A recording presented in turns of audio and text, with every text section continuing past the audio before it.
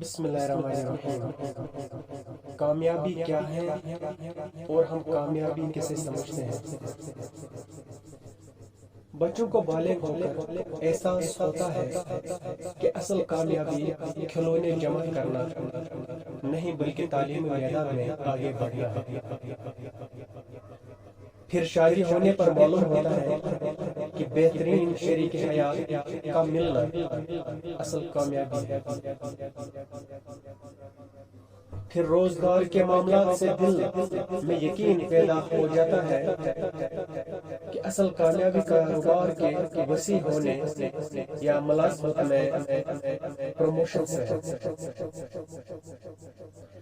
جوانی ڈالنے پر نقطہ نظر تبدیل ہو جاتا ہے کہ اصل کامیابی تو باصلاحیت اولاد، بڑے سے گھر اور بہترین گاڑی کی ہونے سے ہے۔ پھر بڑھاپے میں انسان کے نزدیک اصل کامیابی کا پیمانہ بیماریوں سے بچ کر جسمانی و دماغی تندرستی کا برقرار رہنا قرار پاتا ہے۔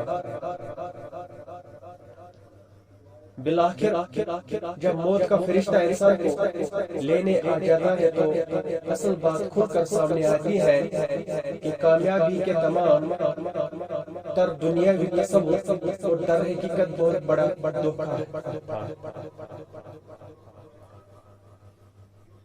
اصل کامیابی تو اللہ پاک کے احکامات اور محمد رسول اللہ صلی اللہ علیہ وآلہ وسلم کے مبارک اعمال میں تھی، جس کے لیے کبھی وقت نہیں مل سکا تھا۔